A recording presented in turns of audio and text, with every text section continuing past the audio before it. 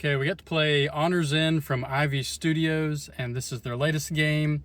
And I've been very excited for this game from the beginning since I saw the initial announcement, because it is actually based off an app that they made for their original game, Moonrakers, which is a deck builder game. But the app is through Steam, and it makes Moonrakers to be a cooperative game.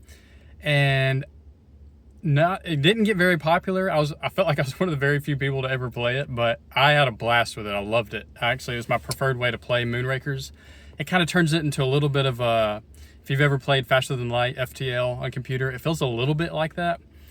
So this new game, Honors End, is the pretty similar system, except there's no app and it's now fantasy themed. But it's a cooperative deck builder.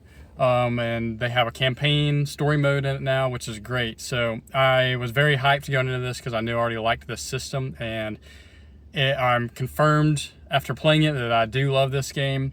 And when I was thinking about talking about this game, I was like realizing it's kind of hard to describe how this game plays, but the best way I can describe it is it's it's mitigation management. So at the beginning of your turn, you're going to be facing an enemy, and you have to roll a certain number of dice, and the dice can do things like damage to you or make you add wounds to your deck, which junks up your deck. But before you actually roll the dice, you have to distribute the dice to all the players. And so you kind of look at your hand, and you have to decide, how much can I handle? You know, do I have a lot of shields, so I probably could block a lot of these dice? So give me more of the dice that we have to deal with this turn. I love the strategizing of that and figuring that out with your teammate. I don't know what it is about that, but that's probably my favorite mechanic of almost the whole game. But then after you get your dice and you're playing with your hand, this game does a really good job of, it's not just like a deck builder where you just lay your cards out and you get what you get.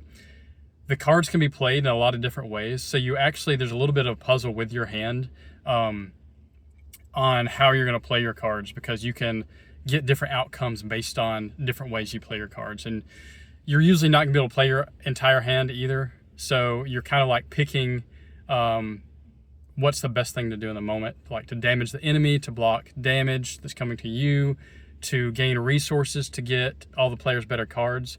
So it's really cool how much decisions there actually are from turn to turn. But high recommend from me.